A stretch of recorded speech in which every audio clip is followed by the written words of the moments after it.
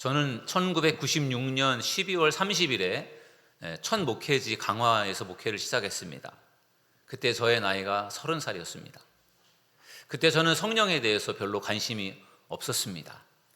그리고 저는 그때 5년 동안 군복무를 하다가 군복무를 마치고 목회를 시작했기 때문에 어떻게 보면은 신앙적으로도 약한 상태였고 또 목회적인 감각도 좀 떨어져 있는 상태였습니다. 왜냐하면 5년 동안 군복무로 목회 현장에서 떠나 있었기 때문에요.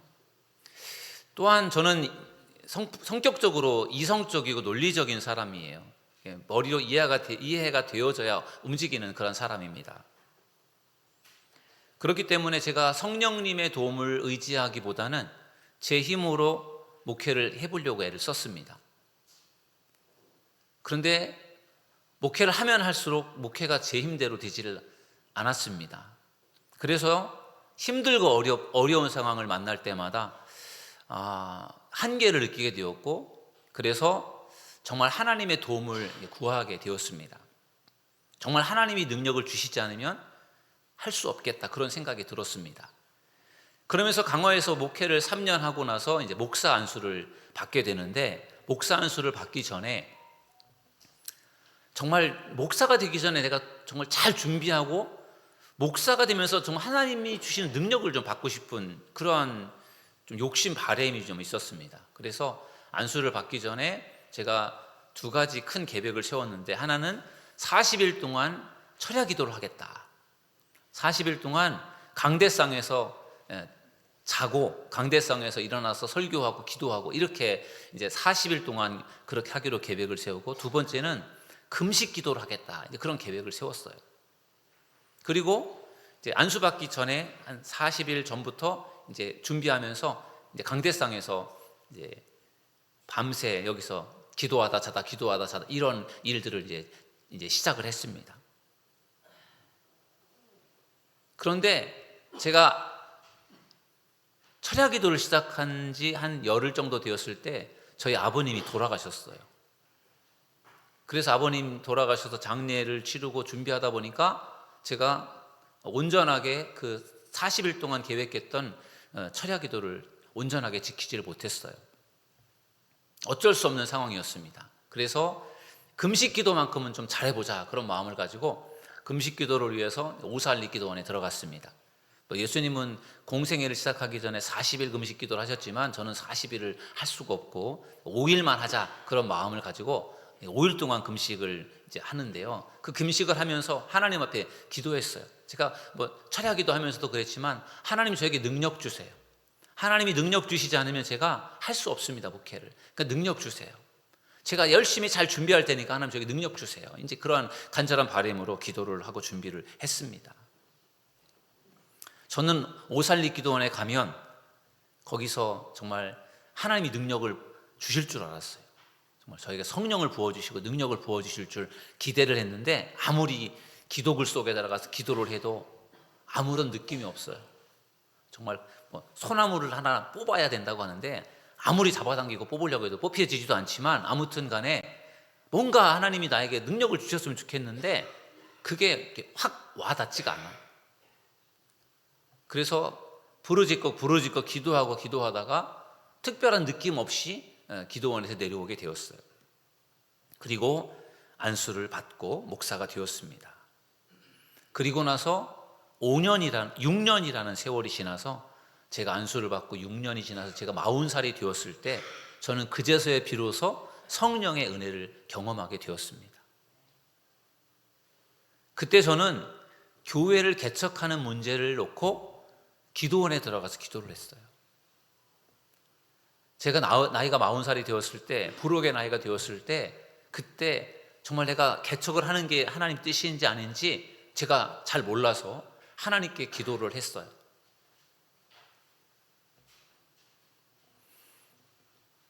안수받기 전에 제가 기도할 때는 금식하면서 기도를 했는데, 이번에는 금식하지 않고 그냥 기도했어요. 금식하면서 기도하려니까 너무 힘들고 힘도 없어서 이번에는 좀 먹고 하자, 그런 식으로 먹으면서 기도를 했는데, 그때 정말 간절한 마음, 사모하는 마음으로 기도를 했어요. 하나님 저에게 성령을 부어주시고 저에게 능력을 부어주시고, 근데 그 성령을 받는다라는 게 어떻게 나에게 주어지는지 그 어떤 그 여러 가지 다양하게 하나님이 주시겠지만 하나님 저에게 성령을 부어주시는데 그 증거로 저에게 방언의 은사를 주세요. 그래야 제가 확신을 가지고 제가 재척을 할 수 있겠습니다. 그런 마음으로 하나님께 기도를 했어요. 그때 수원에 있는 흰돌산 기도원에서 기도를 하는데 윤석전 목사님이 그분 설교하면 한 4시간 설교하거든요. 4시간 정도 설교를 하고 밤에 그리고 나서 막 통성 기도를 하는데 그때 정말 제 마음속에 너무 사모하는 마음이 있었고 그래서 정말 손을 들고 정말 하나님께서 나에게 정말 성령을 부어주시고 나에게 능력을 부어주시고 나에게 은사를 주실 때까지 나는 손을 내리지 않고 계속 기도하겠다 그런 마음으로 손을 들고 계속 기도를 했어요. 1시간도 더 지난 것 같아요. 막 땀이 비 오듯이 내리고 막 계속 기도를 하는데 어느 순간에 제가 방언을 하고 있더라고요. 저도 모르는 언어를 제가 막 하면서 기도하고 있는 저의 모습을 보면서 그때 제가 하나님이 주시는 은혜를 경험하게 되었어요. 너무 감사했고 그리고 하나님이 뜻이구나라는 어떤 확신을 갖게 되었습니다. 저는 목회자 가정에서 모태신앙으로 자랐습니다. 신학교에 입학해서 신학을 공부했고 30살에 목회를 시작했습니다. 34살에 목사가 되었습니다. 그렇지만 그때까지도 저는 성령을 체험하지 못한 상태였어요. 신앙생활을 오래 했다고 해서 다 성령을 받는 것은 아닌 것 같습니다. 신학교에 다닌다고 해서 목사가 되었다고 해서 다 성령을 받는 것은 아닌 것 같아요. 내가 아무리 받고 싶어도 하나님이 주시지 않으면 받을 수 없는 것입니다. 제가 안수 받기 전에 그렇게 하나님 앞에 매달려 달라고 했는데도 하나님이 주시지 않으니 제가 받을 수 없잖아요. 하나님이 주셔야만 받을 수가 있는 것입니다. 제가 하나님의 은혜를 경험하면서 느낀 것은요, 간절히 사모해야 된다는 거예요. 간절히 사모해 하나님 주십니다. 사모하지 않으면 하나님께서 주시지 않아요. 감리교를 창시하신 존 웨슬리 목사님은 은혜를 받는 4가지의 방법을 가르쳐 주셨어요. 그것을 은혜의 방편이라고 말합니다. 은혜 받는 방법이에요. 근데 저는 이 은혜 받는 방법이 성령 받는 방법과 같은 것 같아요. 그래서 제가 오늘 여러분들에게 성령을 받으라 라는 제목을 가지고 말씀을 전하면서 그러면 어떻게 하면 성령을 받을 수 있을까? 그것을 여러분들과 같이 나누려고 합니다. 존 웨슬리 목사님, 감리교 창시자 존 웨슬리 목사님이 가르쳐 주신 방법으로 우리가 오늘 배워서 우리가 성령의 충만함을 받는 귀한 시간 되기를 주님의 이름으로 축원합니다. 첫 번째 성령을 받으려면 존 웨슬리 목사님이 가르침에 의하면 하나님의 말씀이 우리에게 우리의 성령을 부어준다라는 거죠. 말씀이 은혜의 방편이고 통로입니다. 저를 따라하겠습니다. 하나님의 말씀. 하나님의 말씀이 여러분에게 임하면 여러분이 은혜를 얻고 능력을 받게 된다는 것을 믿으시기 바랍니다.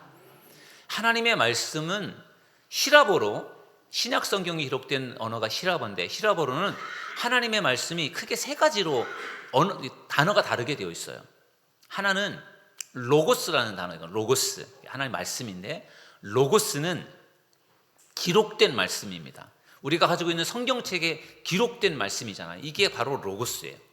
기록된 말씀. 그래서 우리는 기록된 말씀 로고스를 읽으면서 우리는 하나님의 은혜를 체험할 수가 있는 것입니다. 그래서 우리가 성경을 부지런히 읽는 것이 매우 중요해요. 왜? 그 로고스 말씀, 기록된 말씀이 우리에게 은혜를 주기 때문에 그렇습니다. 두 번째는 히라보로 케리그마라는 말씀이 있습니다. 하나님의 말씀인데 케리그마예요. 이 케리그마는 선포된 말씀이에요. 로고스는 기록된 성경이라면 선포된 말씀이 뭐입니까? 선포된 말씀은 설교예요. 목회자가 하나님의 말씀, 기록된 로고스 말씀을 읽고 묵상하고 준비를 해서 설교로 말씀을 선포하는 게 그게 케리그마입니다. 하나님의 말씀이 선포될 때, 설교가 선포될 때 그곳에 하나님의 은혜가 임한다는 것을 믿으시기를 주님의 이름으로 축원합니다. 그래서 우리는 설교 말씀에 귀를 기울이는 것이 매우 중요합니다. 왜냐하면 그 말씀을 통해서 하나님께서 은혜를 주시기 때문에 그래요. 그 말씀을 통해서 성령을 주시기 때문에 그렇습니다. 3번째 히라보로 말씀은 레마라는 그런 단어가 있습니다. 레마는 내게 주시는 말씀, 은혜 받은 말씀이라고도 말할 수 있겠습니다. 성경에 수많은 말씀이 있습니다.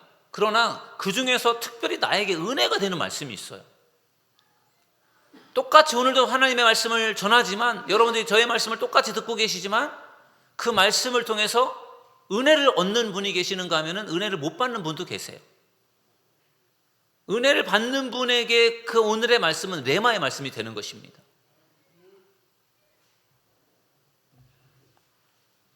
베드로가 고넬료의 집에서 설교를 했습니다. 그때 그곳에 성령이 임했어요. 사도행전 10장 44절에 보니까 이렇게 말씀합니다. 베드로가 이 말을 할 때에 성령이 말씀 듣는 모든 사람에게 내려오시니. 아멘. 여러분, 이 말씀을 보면은 말씀을 들을 때 성령께서 어떻게 됐다고 했습니까? 성령이 내려오셨대요. 말씀을 듣는 사람들에게 성령이 내려오셨어요. 그들에게 내려오셔서 말씀으로, 성령으로 그들에게 임했다라는 거예요.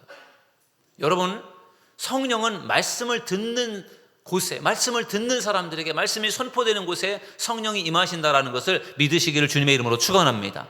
오늘 이 시간에 주님 앞에 나와 예배를 드리는 여러분들의 마음속에 성령님을 사모하시고, 오늘도 말씀을 들을 때 말씀을 통해서 성령 여러분들에게 임하는 시간이 되기를 주님의 이름으로 축원합니다. 고넬료의 집에서 말씀을 듣는 사람들에게 성령이 임했던 것처럼 여러분들도 말씀을 들으면서 성령의 임재를 경험하기를 주님의 이름으로 축원합니다. 감리교 창시자 존 웨슬리 목사님은 영국 옥스퍼드 대학을 졸업했습니다. 명문 옥스퍼드 대학을 졸업했어요. 그리고 옥스퍼드 대학에서 교수가 됩니다. 얼마나 똑똑하고 유능한지 20대에 옥스퍼드 대학 교수가 됩니다. 그리고 미국 선교에 대한 비전을 가지고 미국에 선교를 갑니다. 똑똑하고 유능하고 능력이 있는 존 웨슬리 목사님. 그런데 그때까지도 존 웨슬리 목사님도 어떤 성령의 어떤 체험이 없었어요.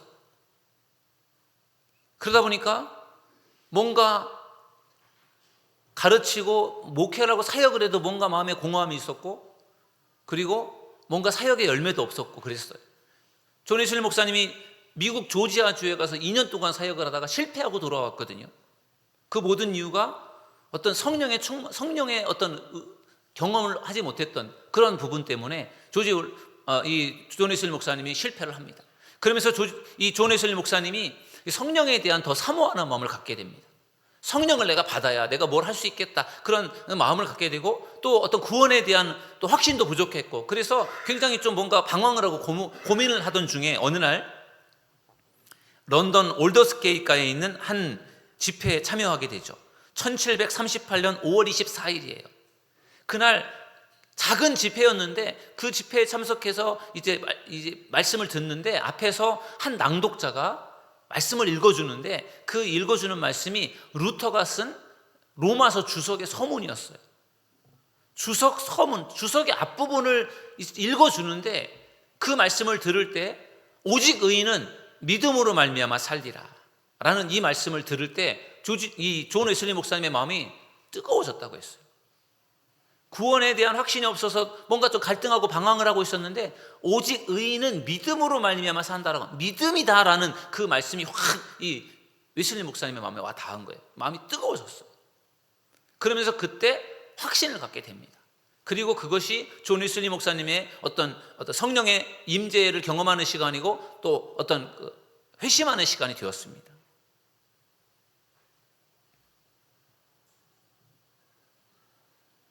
존 웨슬리 목사님은 이 회심을 통해서, 이 뜨거움을 통해서 새롭게 거듭나게 됩니다. 사랑하는 여러분, 하나님의 말씀이 은혜의 통로임을 믿으시기를 주님의 이름으로 축원합니다. 그래서 우리가 하나님의 말씀을 귀담아 들어야 됩니다. 말씀을 사모하고 말씀을 읽어야 되고 말씀을 들어야 되고 말씀에 집중해야 하나님께서 말씀을 통해서 우리에게 은혜를 주시는 것입니다.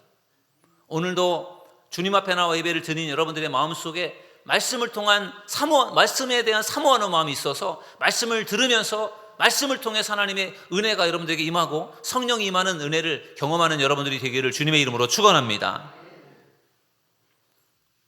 첫 번째 은혜의 통로, 성령을 받는 방법은 하나님의 말씀이에요. 말씀을 통해서 우리가 하나님의 은혜를 경험할 수 있습니다. 두 번째는 간절한 기도입니다. 저를 따라하겠습니다. 간절한 기도. 말씀이 영의 양식이라면 기도는 영의 호흡이라고 하죠. 우리가 먹지 않으면 살 수 없는 것처럼 우리 영도 말씀을 먹지 않으면 살 수 없습니다. 또한 우리가 숨을 쉬지 않으면 살 수 없는 것처럼 우리의 영도 숨 쉬지 않으면, 기도하지 않으면 살 수가 없다라는 것입니다. 기도는 성령을 체험할 수 있는 두 번째 통로입니다.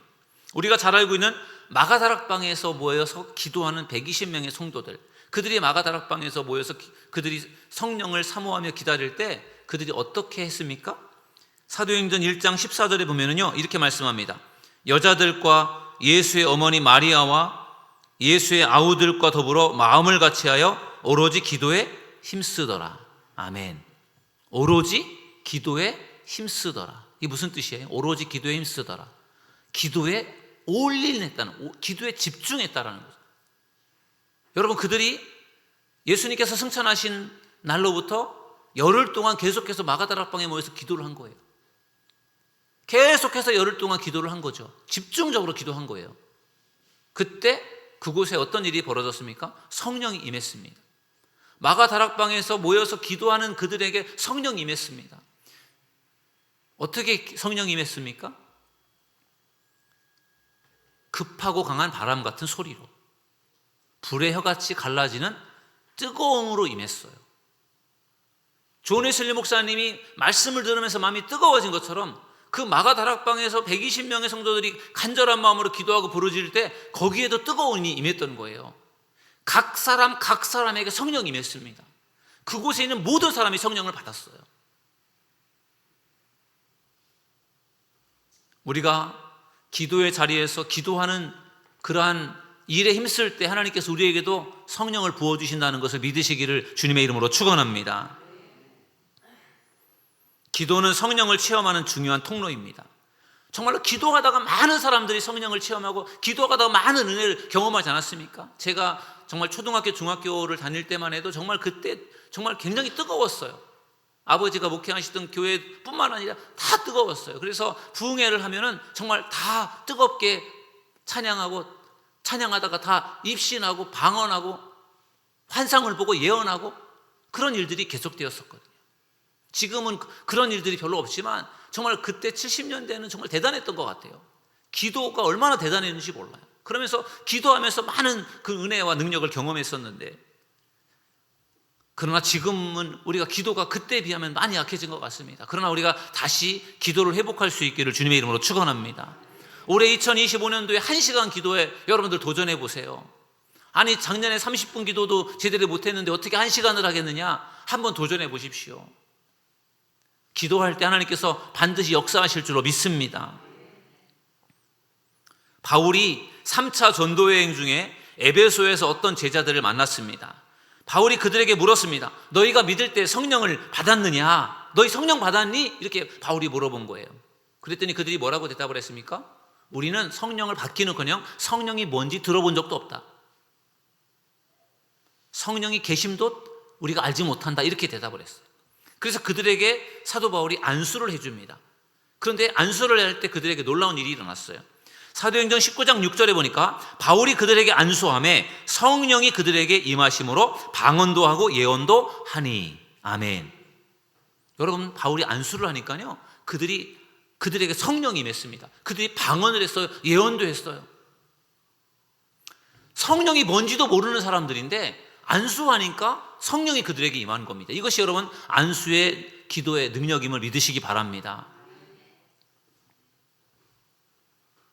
성경은 바울이 그들에게 안수함에 성령이 그들에게 임했다 이렇게 말씀하고 있습니다.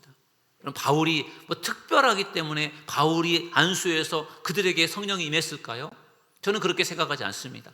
바울이 특별한 사람이기 때문에 안수해서 은혜가 임했다라기보다는 안수라고 하는 그 자체가 은혜를 얻을 수 있고 성령이 임하는 통로임을 믿으시기 바랍니다. 능력적인 부족하다고 할지라도 안수라고 하는 하나님께서 기름 부어 세운 사람을 통해서 안수가 이루어질 때 거기에 성령의 역사가 나타난다는 것을 믿으시기를 바랍니다. 여러분, 안수는 몇 가지 의미가 있어요. 안수, 축복의 의미가 있죠. 그렇죠? 이삭이 야곱을 축복하잖아요. 뭐 에서인 줄 알고 축복을 했는데 야곱을 축복하잖아요. 그때 그 축복이 야곱에게 그대로 갑니다. 안수기도는 그 축복을 의미해요. 또 안수는 어떤 의미가 있느냐? 위임을 의미합니다. 왕을 세울 때, 제사장을 세울 때 안수해서 위임을 했거든요. 중요한 역할을 맡길 때 안수했어요. 선교사를 파송할 때 안수해서 파송을 했습니다. 또 안수는요, 능력을 의미해요. 오늘 조금 전에 읽었던 사도행전 19장 6절처럼 바울이 안수하니까 그들에게 능력이 임했습니다. 성령이 임했어요.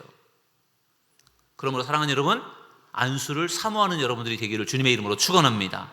우리 교회는 매월 첫 번째 금요일에 안수 기도를 합니다. 금요 치유 예배를 우리가 매주 금요일마다 하지만 첫 번째 금요일에는 안수 기도가 있어요. 제가 능력이 많지는 않지만 하나님이 저를 통해서 안수할 때 하나님께서 능력을 주실 줄로 믿습니다.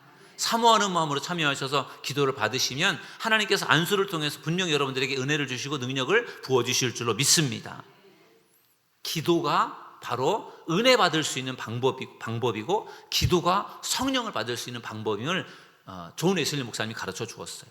그러므로 사랑하는 여러분, 우리가 사도들교회를 섬길 때 이곳에서 열심히 기도하면서 하나님의 능력을 경험하고 은혜를 체험하는 믿음의 사람들 되기를 주님의 이름으로 축원합니다. 세 번째로 가르쳐준 은혜 받는 방법, 성령 받는 방법은 찬양과 성찬입니다. 저를 따라하겠습니다. 찬양과 성찬. 두 개를 붙였는데 원래는 네 개예요.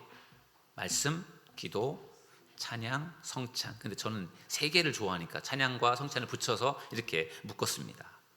찬양이 여러분 은혜 받는 중요한 통로입니다. 여러분, 찬양은 믿음이 없는 사람도요, 찬양을 통해 은혜를 얻을 수 있어요. 성경을 모르는 사람도 찬양을 통해서 은혜를 얻을 수 있어요.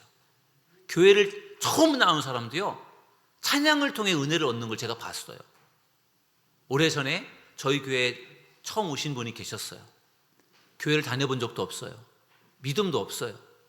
근데 그분이 제가 예배를 드리고 나서 식사를 하는데 그분이 저한테 고백하시는데 찬양을 자기가 모르지만 찬양을 하는 것을 이렇게 듣는데 눈물이 나더라는 거예요. 찬양도 모르는데 눈물이 나더래요. 마음이 찡하더래요. 왜 그랬을까요? 하나님이 그 찬양을 통해서 은혜를 주신 것입니다. 초신자입니다. 교회도 모르는 사람이에요. 그렇기 때문에 찬양이 중요한 것입니다. 믿음이 없는 사람도 연약한 사람도 찬양을 통해서 하나님께서 은혜를 부어주시는 것입니다. 바울과 실라가 빌립보 감옥에 갇혔을 때 그곳에서 하나님을 찬양했어요. 그때 놀라운 일이 일어났죠. 사도행전 16장 25절에서 26절에 보니까 한밤중에 바울과 실라가 기도하고 하나님을 찬송하며 죄수들이 듣더라. 이에 갑자기 큰 지진이 나서 옥토가 움직이고 문이 곧 다 열리며 모든 사람의 매인 것이 다 벗어진지라. 아멘. 여러분, 이 옥토가 움직이고 지진이 나고 묶어놨던 것들이 다 풀어지고 옥문이 열려지고 이 엄청난 일이 일어난 거지 않습니까? 왜 이런 일이 일어났습니까? 바울과 실라가 하나님을 찬양할 때 거기에 하나님의 능력과 역사가 나타나게 된 줄로 믿습니다. 이것은요, 찬양을 통해 하나님께서 역사하신다라고 하는 것을 보여주신 것입니다. 여러분, 찬양이 능력 있고 찬양을 통해서 하나님께서 성령을 부어주시고 은혜를 주신다는 사실을 믿으시기를 주님의 이름으로 축원합니다. 존 위슬리 목사님이 영국 교회 대붕을 일으킬 때 존 위슬리 목사님을 도왔던 중요한 역할을 했던 사람이 바로 찰스 웨슬리예요. 존 위슬리 목사님이 형이고 찰스 웨슬리 목사님이 동생입니다. 근데 이 찰스 웨슬리 목사님은 탁월한 찬양 사역자입니다. 그래서 이 찰스 웨슬리 목사님이 찬양을 하면요, 사람들이 막 그 찬양에 엄청나게 은혜를 얻는 거예요. 찬양으로 마음을 활짝 열고 은혜를 얻고, 그리고 웨슬리가 거기에 하나님의 말씀을 선포하면 사람들이 막 은혜를 충만히 받게 되는 것이에요. 찰스 웨슬리가 찬양 사역을 통해서요, 존 웨슬리 목사님의 설교를 더 빛나게 만들어 주었습니다.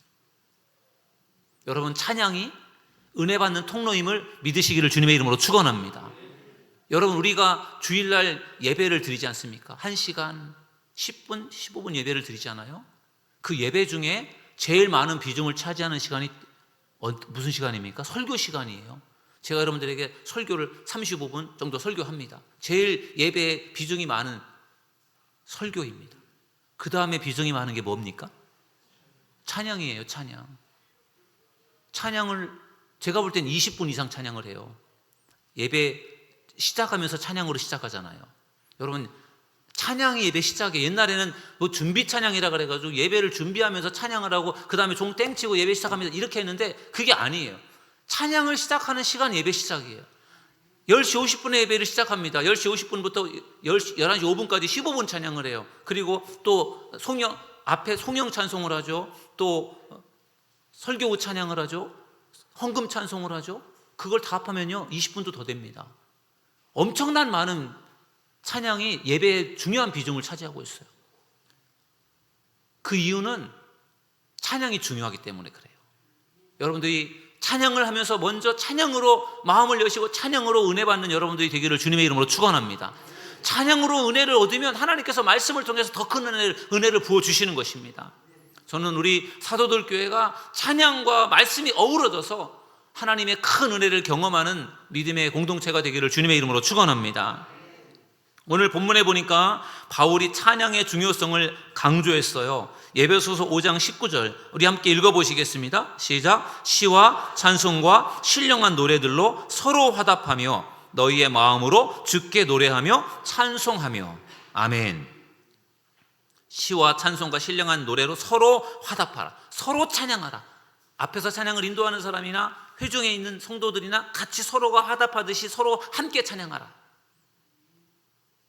하나님이 기쁘게 받으실 수 있도록 마음으로 찬양하라 그렇게 말씀합니다. 여러분, 찬양할 때 중요한 것을 오늘 본문에서 두 가지로 말씀해 주고 있어요. 화답하라. 서로 화답하라.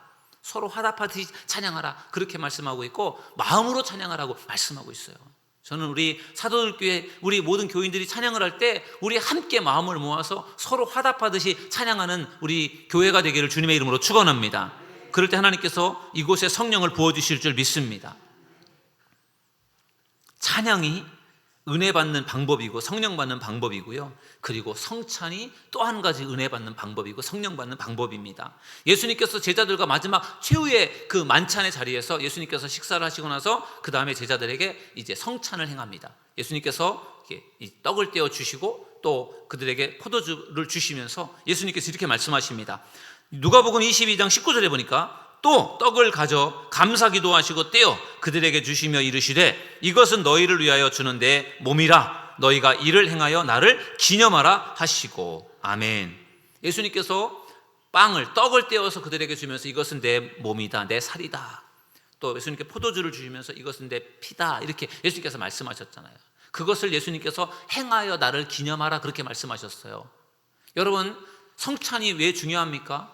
예수님께서 직접 행하신 예식이고 예수님께서 그것을 행하고 기념하라고 말씀하셨어요. 무엇을 기념하는 것입니까? 예수님의 죽음을 기념하는 거예요. 예수님께서 우리를 위해 죽으신 것을 기념하고 예수님 때문에 내가 구원받고 살았다라고 하는 것을 우리가 기억하는 시간이 성찬의 시간인 것입니다. 그러므로 여러분, 성찬을 통해서 하나님의 은혜를 경험하시고 성찬을 통해서 성령을 받으시는 여러분들이 되기를 주님의 이름으로 축원합니다. 성찬에 대한 이해가 캐톨릭에서는 우리 개신교와 좀 달라요. 캐톨릭은 성찬을 어떻게 이해하느냐면요, 성찬을 그게 떡이고 빵이고 포도주지만 그것을 사제가 기도하는 순간에 그것이 예수님의 피로 예수님의 살로 변한다는 것을 믿어요. 그것을 화채설이라고 합니다. 화채설. 포도주와 떡이 예수님의 실제 살과 피로 변화된다라는 거예요. 그러니까 캐톨릭 성도들은 성찬을 받을 때 어떨까요? 마음이 더 이게 정말 긴장되고 또 떨리지 않겠습니까? 정말 이게 예수님의 살이고 진짜 피라고 생각하고 그걸 받아 먹는다고 생각을 해보세요. 캐톨릭은 진짜 성찬이 예수님의 살과 피로 변한다라고 그렇게 주장을 해요. 화채설. 그만큼 그 성찬의 권위가 더 있어요. 그렇게 성찬은 진짜 예수님의 살과 피로 변하는 것이다, 화채설을 주장하는 캐톨릭에 대해서 반기를 든 사람이 있는데 찌빙글리라는 신학자예요.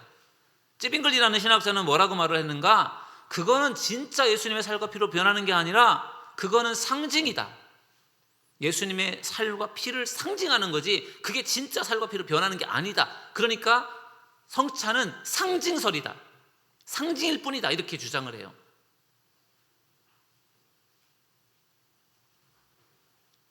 개신교는 어떤 입장일까요? 성찬에 대해서. 개신교는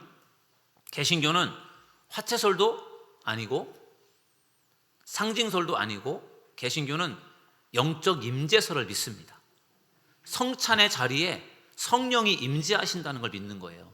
그게 진짜 예수님의 살과 피로 바뀌는 것이 아닌다고 할지라도 단순히 그냥 상징하는 것만이 아니라 그 성찬의 자리에 성령이 그곳에 임하신다라고 하는 것을 믿고 그 성찬을 통해서 하나님께서 우리에게 은혜를 주신다는 것을 믿는 게 개신교 입장이에요. 그래서 성찬이 중요한 겁니다. 그래서 성찬이 능력이 있는 것이고요. 그러므로 사랑하는 여러분, 사모하는 마음으로 성찬에 참여하는 여러분들이 되기를 주님의 이름으로 축원합니다. 그러면 하나님이 성찬을 통해서 분명히 은혜를 주십니다. 우리 교회는 매월 첫 번째 주일 오후 찬양 예배 시간에 성찬식을 합니다. 한 달에 한 번 꼭 참여하셔서 성찬을 받으시길 바랍니다. 그러면서 그냥 상징일 뿐이다라는 생각으로 그걸 먹지 마시고 하나님의 은혜가 임한다라는 마음으로 받으시길 바랍니다.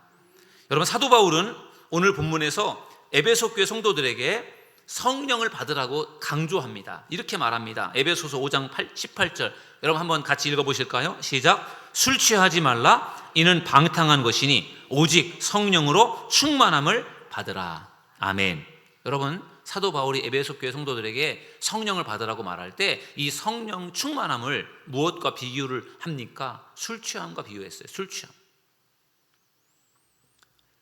여러분, 술 취하면 어떻게 됩니까? 술 취하면 흥청망청 됩니다. 비틀비틀해요. 내가 똑바로 가고 싶어도 갈짓자로 갑니다. 말도 횡설수설을 해요. 그렇지 않습니까? 술 취하니까. 그 술 취했다라는 것은 술의 지배를 받는 거예요. 알코올이 들어가서 알코올 때문에 내가 취해서 내가 내 의지대로 안 되는 거죠. 내 말도 그렇고 혀도 그렇고 내 몸도 그렇고 술의 지배를 받는 거예요. 그게 술 취한 상태입니다. 성령 충만이라는 것은 뭐냐면 성령에 취하는 거예요. 성령에 취한다라는 이야기는 성령의 지배를 받는 것을 말하는 거죠. 그러면 성령이 나를 충만해서 나를 지배한다고 하면은 내 의지대로 내가 움직이는 것이 아니라 성령이 나를 움직이는 거예요. 내 안에 계신 성령께서 나를 움직이는 인생을 살아가는 인생이 여러분 복된 인생임을 믿으시기를 주님의 이름으로 축원합니다. 내 의지대로 내 마음대로 내 생각대로가 아니라 내 안에 성령님이 계셔서 성령님이 충만하셔서 그분이 나를 지배하고 다스린다면 그 인생이 아름다운 인생임을 믿으시기를 주님의 이름으로 축원합니다. 그래서 성령의 충만함을 받는 것이 우리에게 필요해요. 여러분, 존 웨슬리 목사님은 탁월한 목회자입니다. 존 웨슬리 목사님은 어떻게 하면 성도들이 신앙생활을 잘 할 수 있고 어떻게 하면 성장할 수 있을까에 대해서 끊임없이 고민하고 그것을 증거했던 분이세요. 그 존 웨슬리 목사님이 성도들이 어떻게 하면 은혜를 받을 수 있을까? 성도들이 어떻게 하면 성령을 받을 수 있을까? 그것을 고민하면서 성경을 읽으면서 정리하는 것이 은혜의 방편 4가지예요. 은혜 받을 수 있는 4가지 방법, 그리고 성령 받을 수 있는 4가지 방법. 그게 무엇이라고요? 말씀, 하나님의 말씀, 그리고 간절한 기도, 그리고 뭡니까? 찬양과 성찬. 이것이 은혜 받는 방법이고 성령 받는 방법이에요. 여러분, 2025년도에 여러분들 더 성령을 사모하는 여러분들이 되기를 주님의 이름으로 축원합니다. 우리 교회가 2025년도 표어가 믿음과 성령이 충만한 성도지 않습니까? 지난주에는 믿음을 키워라는 그런 제목을 가지고 말씀을 나눴고 오늘은 성령을 받으라 제목을 가지고 말씀을 전했어요. 그래야 우리가 믿음과 성령이 충만한 성도가 될 수 있지 않겠습니까? 2025년 새해에 더 여러분 성령님을 사모하시고 말씀과 기도와 그리고 성찬을 통해서 찬양을 통해서 충만하게 성령을 받으셔서 2025년 여러분들에게 맡겨주신 사명 열심히 감당해가는 믿음의 사람들 되시기를 주님의 이름으로 축원합니다. 우리 시간 찬양하고 기도하는 시간을 갖겠습니다. 성령이 오셨네. 우리 함께 찬양하겠습니다. 허무한 시절 지날 때 허무한 시절 지날 때, 깊은 한숨 내쉴 때, 그런 풍경 보시며 탄식하는 분 있네. 고와 같이 너희를 버려두지 않으리. 내가 너희와 영원히 함께하리라. 성령이 오셨네. 성령이 오셨네. 성령이 오셨네. 내 주에 보내신 성령이 오셨네. 우리 인생 가운데 친히 찾아오셔서 그 나라 꿈꾸게 하시네. 억눌린 자 갇힌 자, 억눌린 자 갇힌 자, 자유함이 없는 자, 피난처가 되시는 성령님 계시네. 주의 영이 계신 곳에 참 자유가 있다네. 진리의 영이신 성령이 오셨네. 성령이 오셨네. 성령이 오셨네. 내 주에 보내신 성령이 오셨네. 우리 인생 가운데 친히 찾아오셔서 그 나라 꿈꾸게 하시. 성령이 오셨네. 성령이 오셨네. 성령이 오셨네. 내 주에 보내신 성령이 오셨네. 우리 인생 가운데 친히 찾아오셔서 그 나라 꿈꾸게 하시네. 아멘. 여러분, 이 시간에 오늘 말씀을 생각하면서 기도합시다. 존 웨슬리는 은혜의 네 가지 방편에 대해서 말씀해 주었습니다. 말씀과 기도와 찬양과 성찬입니다. 우리는 이 네 가지를 통해서 은혜를 얻을 수 있고 성령을 받을 수 있습니다.